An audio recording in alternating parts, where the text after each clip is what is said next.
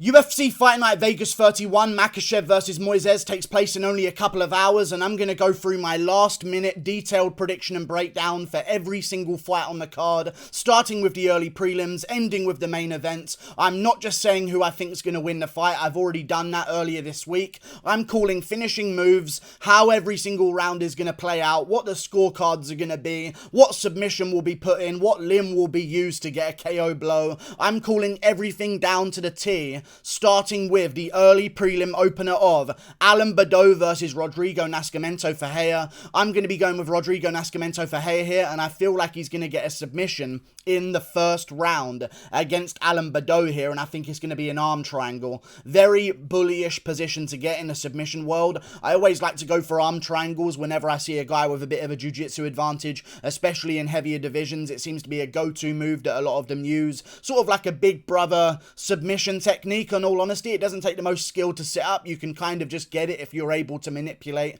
your opponent in a certain way. There's less stages in setting up an arm triangle if you can get a dominant position to begin with, like full mount or even half guard, something like that, or even side control. In all honesty, Badout, I believe, is going to go out there, throw some spinning moves. Rodrigo Nascimento Ferreira is going to be like, oh, I don't know about this one. Maybe I shouldn't go in for the exchanges on the feet. I don't want to get hit by anything wild. Badout throws a lot of wild techniques, spinning elbows, spinning back fists. As he does that, Rodrigo Nascimento Ferreira is going to double leg him, and because he's spinning around, Badout will be off balance and end up on the ground, get passed over his guard, into side control, into full mount, and eventually after a couple of shots land, Badout's going to go for a certain scramble to get himself out of that bottom position, and as he does it, Rodrigo Nascimento Ferreira is going to latch up that arm triangle, go to the side, pass over the legs, and make Badout tap at the end of the first round. Rodrigo Nascimento Ferreira gets it done by first round submission arm triangle. Moving on up the card, Francisco Figueiredo versus Malcolm Gordon. I'm going with Francisco Figueiredo, and I think it's going to be a great first round, both guys landing some good shots. In all honesty, I feel like Figueiredo's going to win this one by first round TKO. Not a common prediction to make in the flyweight division, however, this is a Figueiredo, so power is sort of genetic in a certain way. I know he doesn't have crazy power, he just took Jerome Rivera to a decision, but I just don't see Malcolm Gordon being able to take these shots. Malcolm Gordon, the way he went down against Suma Dwurgi doesn't have great power, in all honesty. Like, he took Zaruk Adeshev to a decision, he's taken Andre Sukumtat to a decision. Suma Dwurgi doesn't have amazing power in the UFC, and as soon as he landed a clean shot on Malcolm Gordon, Gordon just flopped to the canvas. I don't think he wants to be in there. I think he's just here for a couple of paychecks. I think Francisco Figueiredo is going to put him down with a body shot at the end of round one. Both guys land a couple of good shots to begin with. Malcolm Gordon maybe lands a couple of good shots as well on Francisco Figueiredo. In all honesty, Francisco, that is a little bit worse than his brother, I would say. He doesn't really have as good head movement or defensive work on the feet or even offensive stand-up in general, but what he does do very well that Figueiredo didn't really do was sort of corral his opponents into the cage. He's more of a pressure fighter than Figueiredo is more of a sniper from the outside trying to land that one big shot. He will pressure as well, Figueiredo, as in Davison, but Francisco is more of a pressure guy, a volume guy. He's going to break you down with shots, and I think he's going to get a lead left hook to the liver against Malcolm Gordon at the end of the first round after a couple of good exchanges. He lands a couple of good shots on the chin of Malcolm Gordon. Gordon starts backing up a little bit against the cage, and he digs in that shot to the liver and puts down Malcolm Gordon at the end of round one. Francisco Figueiredo by body shot TKO, end of round one. Moving on up the card, Miles Johns versus Anderson Dos Santos. I'm going to go Miles Johns by decision here. I believe he'll get the job done by 30-27 unanimous decision. Anderson Dos Santos is a good fighter, don't get me wrong. He's got good grappling. He's got decent stand-up as well. I just think Miles Johns is 10 times the athlete that Anderson Dos Santos is at this point in his career. I think maybe Anderson will look in some ways technically as good as Miles Johns, but the power of Miles Johns is going to be more, in my opinion. The grappling of Miles Johns is going to be better, in my opinion, as well. I kind of feel like Anderson Dos Santos got kind of given a bit of a guillotine choke, but as the fight plays out, I think Miles Johns is going to be controlling the center of the cage, landing big power shots. It's going to make Anderson Dos Santos want to panic shoot or not want to exchange on the feet, and I think it's just going to be a very hesitant performance by Anderson Dos Santos, and Miles Johns is just going to cruise his way to a unanimous decision win, 30-27, winning every round, going for takedowns at the end of those rounds as well, which I think he's easily going to get. I just think he wins it in the hooks. I don't think he goes out there and tries to jab with Anderson dos Santos or throw 1-2s down the pipe. I think he's just going to get in there, stick his head down, and just start winging some hooks against dos Santos and making him fear the exchanges and get him respect that way. And I think he cruises his way to a decision, 30-27, unanimous, every round to Miles Johns. Moving on up the card, Khalid Taha versus Sergey Morozov. I'm going to go with Sergey Morozov, and I believe... And it's a very risky bet, this one, because Khalid Taha is a great underdog here. But I do believe Sergey Morozov is going to get the upset win over Khalid Taha. I like Sergey Morozov. I think he's actually going to go out there and get a decision win, 29-28, in an extremely, extremely scrappy bout back and forth. Khalid Taha, I believe, is going to be winning the first round of this bout. I think he's going to be a little bit too explosive early. Maybe win the exchanges, be a little bit faster than Sergey Morozov early on. Have a good moment where maybe he hurts Morozov and starts doing some damage. Then as the rounds go on, I think Morozov's going to creep into the fight, start working some of his takedowns, end up on top of Khalid Taha at the end of some of those rounds, start landing some good ground and pound and winning himself the last 2 rounds of this bout to a 29-28 unanimous decision. I think Taha's going to have an advantage early, but as the fight goes on, if Morozov can survive, I think he's definitely going to have a huge advantage over Khalid Taha. Cardio-wise, grind-wise, just his style is that of a grinder. He can take guys down, work them. He's got KO power on the feet as well, but I don't see him KOing Khalid Taha. Taha's got a hell of a chin. I'm going to go with Sergey Morozov just simply being able to out-grapple Khalid Taha in the later 2 rounds of this fight after Taha kind of gets a little bit too over-aggressive early and uses up a bit too much cardio looking for a quick finish. I think Morozov builds into a fight and gets the last 2 rounds, 29-28. Moving on up the card, Amanda Lemos versus Montserrat Ruiz.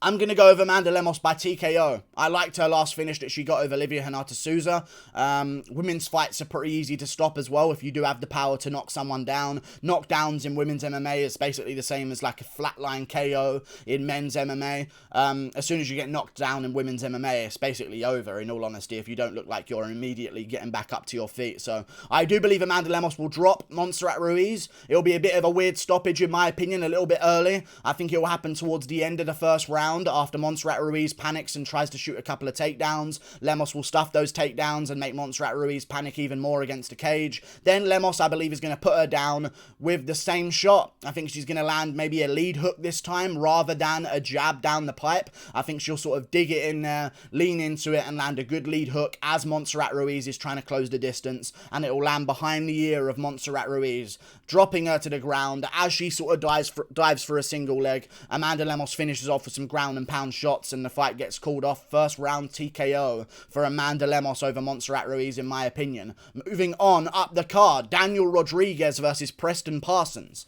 I'm going to go with Daniel Rodriguez by submission.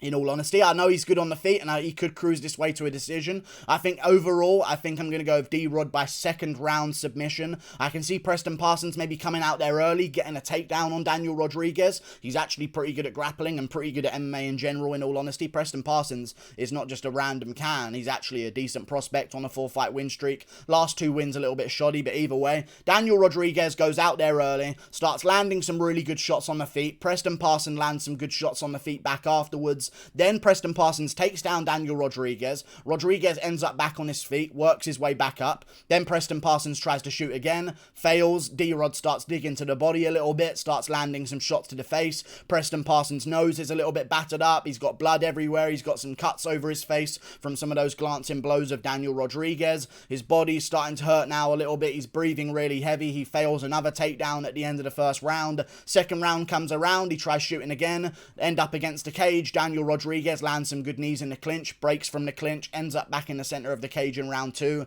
landing some good jabs, landing some good straight shots and combination punches. Preston Parsons shoots again, this time straight into a Darce choke from Daniel Rodriguez. I'm going to go with Daniel Rodriguez getting a Darce choke or a guillotine in round 2. I'll settle on Darce choke, in all honesty. D-Rod gets the submission in round 2 off of a panic takedown from Preston Parsons. Moving on up the card, Gabriel Benitez versus Billy Quarantillo. I'm going to go Billy Quarantillo by decision. decision here. I think he builds into the fight. Last 2 rounds, 29-28. I can see Gabriel Benitez going to the body early with his kicks and his knees and some leg kicks as well on Billy Quarantillo. Quarantillo looking to push Gabriel Benitez up against the cage, land some knees there and land some body shots there. He's a little bit bigger than Gabriel Benitez, in all honesty, in terms of frame. I think he's going to try and sort of smush Gabriel Benitez against the cage, remove some of that explosiveness, but I still believe that Gabriel Benitez is going to do better in that first round than Billy Quarantillo, and I think he's going to win the first round against Billy Quarantillo. 10-9, landing too many clean shots in the open with body kicks and leg kicks and even some shots upstairs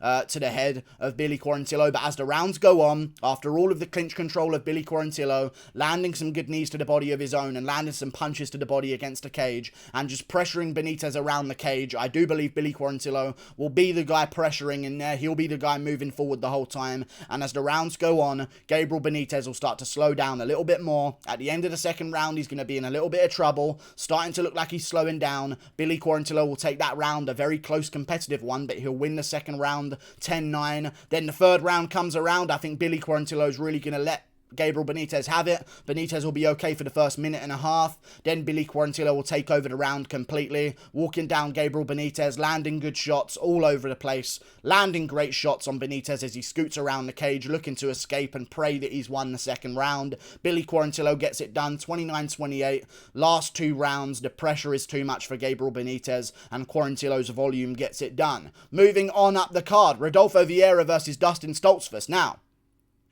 I think Stoltzfus is going to land some good shots early. I think Rodolfo Vieira is then going to shoot a takedown early because his stand-up's not the best in the world. I think he's going to get that takedown early. I think he's going to get to mount position on Dustin Stoltzfus. I think Stoltzfus is going to escape that position. I think Rodolfo Vieira is going to have a close submission attempt on Stoltzfus as well. I think Stoltzfus is going to escape that position by being patient, knowing what's coming, being aware of the arm triangle of Rodolfo Vieira. And I think after a while of failing submissions, we're going to see a little bit of an Anthony Hernandez situation, but it'll be a TKO win for Dustin Stoltzfus rather than a submission. I believe Anthony Hernandez is a little bit worse than Dustin Stoltzfus, in all honesty. Rodolfo Vieira, very good fighter. I think he's going to have a really dominant first round of control time and submission attempts, maybe even a 10-8 in some people's eyes. After that round, Dustin Stoltzfus is going to start digging to the body, starting to land real good on Rodolfo Vieira. The body shots of his are also going to give him some natural underhooks for Rodolfo Vieira's takedowns. Vieira's going to fail a couple of takedowns in round 2.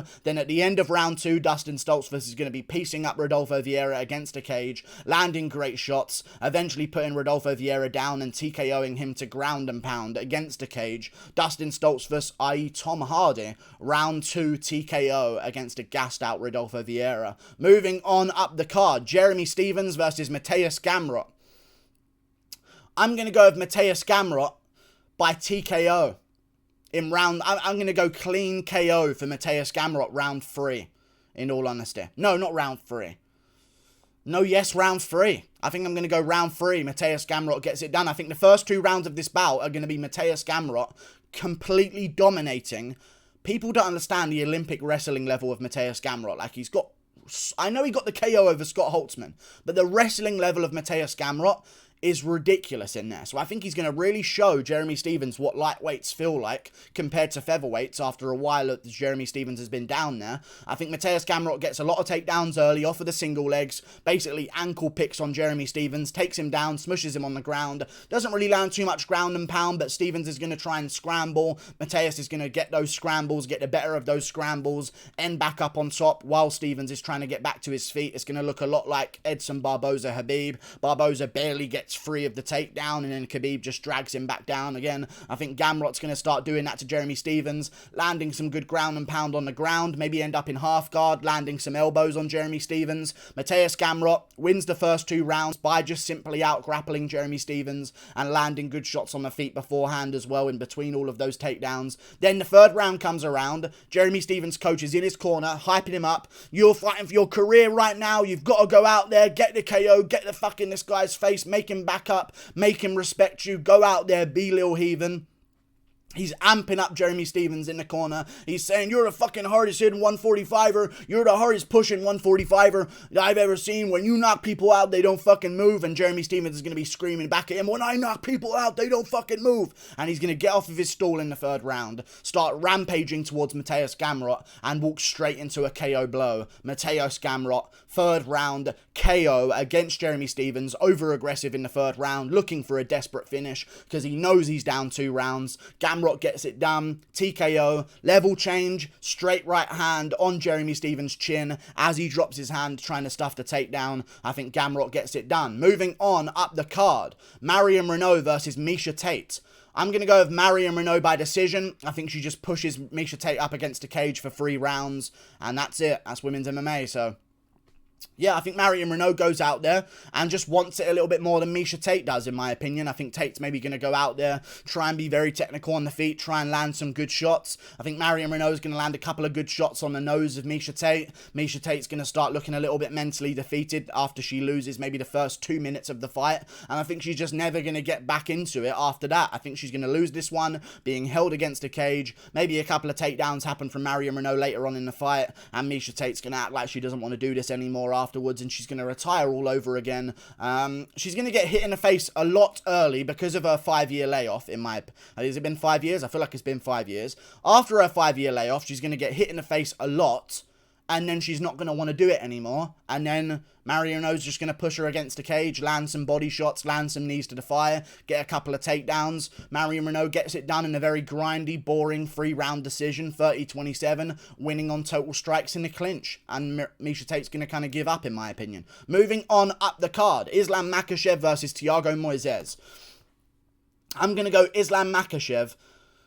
Decision. I think he gets a decision here. I think he just, against jiu-jitsu players, he does this. You know what I mean? Like, we saw it against Davy Ramos. Yeah, he kind of went for him at the very end of the third round, but if he didn't land that big knee, he wouldn't have ended up going for him in that third round because he was not engaging on the ground with Davy Ramos whatsoever. I think he's going to have a Makhachev versus jiu-jitsu approach where he just sort of sticks on the outside, tries to pop a jab out there, tries to barely outland Thiago Moises as the rounds go on. And as the rounds go on, Islam Makhachev is going to make sure to secure a takedown at the end of each round, landing some good ground and pound shots, and Thiago Moises is just not going to know what to do. I don't think he has the footwork to cut off Islam Makhachev. Makhachev's going to be a little bit too big, using a lot of range finding techniques, teeps to the body, couple of front kicks here and there, maybe a couple of jabs, some straight right hands, a couple of check hooks as Moises throws them overhands. Islam Makhachev's going to sort of just barely outland Thiago Moises as the rounds go on. At the end of those rounds, shoot those takedowns, end up in half guard or side control or a safe position, or even just keep a body lock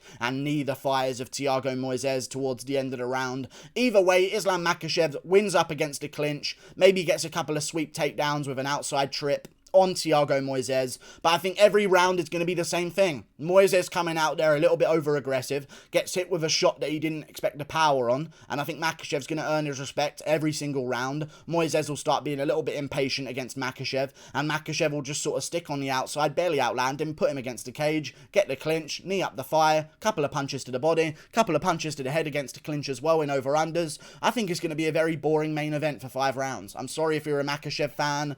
I just genuinely believe it's not going to be a great main event, and Makhachev will win, and he'll win dominantly, and maybe there's even a 10-8 round in round 5 where he really goes for a finish against Thiago Moises. I just don't see him getting a KO on the feet. I don't see him submitting Thiago Moises, because Thiago Moises is not Drew Dober on the ground. I'm going to go Islam Makhachev decision. Against a cage at the end of every round. Clinch control, wins the clinch exchanges every single time. Uses sweeps rather than single legs and double legs from body lock takedowns. If you go for single legs and double legs against Moises, there's always a chance he's going to roll for a leg or even go for a guillotine or something like that. So I think Makhachev keeps it simple. 1-2s on the feet, couple of front teeps here and there, maybe a couple of leg kicks here and there, who knows. I think he trusts his takedown defense enough to throw those leg kicks, wear down Thiago Moises with teeps to the body, leg kicks and a couple of straight shots, and then just keep it simple with the takedowns, man. Push him against the cage, be the much bigger man that he is, and just win the clinches, and go from the clinches, go from the body locks, use outside trips, inside trips to get to the canvas, rather than single legs and double legs. Makhachev gets it done, 50-46, unanimous decision. I'll chuck a 10-8 round in there, 50-44 unanimous decision to Islam Makhachev. Like and subscribe, click that button up there. Toodle pip, I'll see you later.